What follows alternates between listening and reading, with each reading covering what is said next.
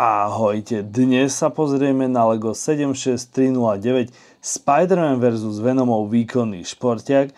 Tento set sa predáva na oficiálnej LEGO stránke za 29,71 €, obsahuje 254 dielikov, ale u nás na internete v e-shopoch si ho viete kúpiť a pomerne lacnejšie, pohybuje sa na cene okolo nejakých 22-23 €. Tento set je ďalším, ktorý obsahuje vozidlo pre postavu alebo superhrdinu, ktorý ho absolútne nepotrebuje.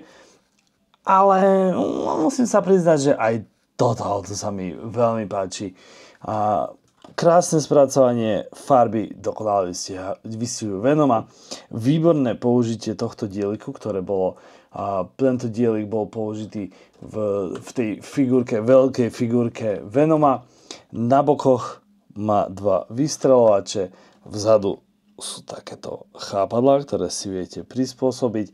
Auto vyzerá super aj zozadu, z bokov a takisto aj spredu. Musím povedať, že ani keby patrilo do Speed Champions, by sa nemuselo hanbiť.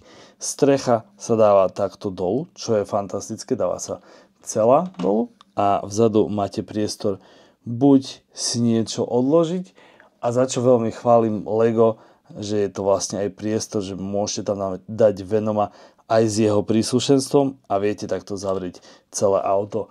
Čiže naozaj chválim, že nemusíte dávať mu dole to, aby ste ho obchali do auta.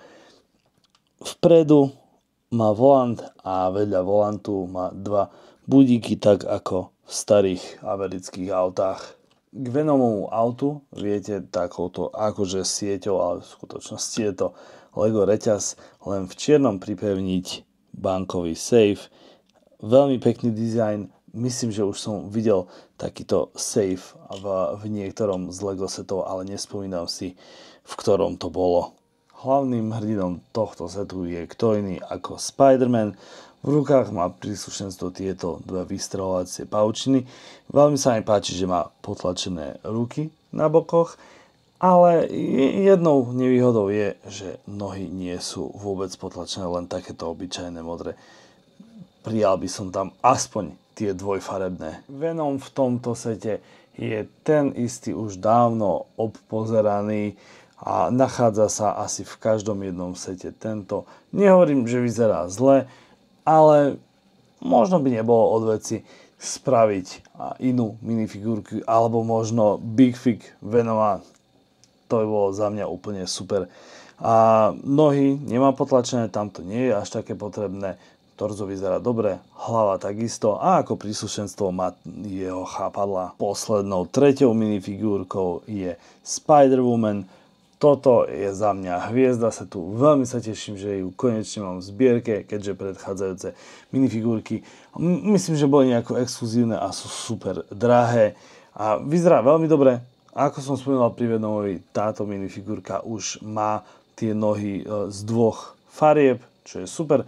Obrovská paučina ako príslušenstvo. Toto je nový diel, je to takýto gumený, ohybný. Viete ho aj takto spojiť a uväzniť napríklad dovnútra nejakú minifigurku. No a Spider-Woman, ja vám ju ukážem aj bez vlasov, aj keď tie sú úplne geniálne. Má potlačenú tvár z jednej strany a z druhej strany má takúto nazúrenú. Tento set je znova jedným z podarených Marvel setov tohto roku a mne sa veľmi páči minifigurky, auto aj ten safe. Všetko veľmi, veľmi dobré za mňa. Ja vám veľmi pekne ďakujem za pozornosť, nezabudnite na odber a vidíme sa pri ďalšom videjku. Čaute.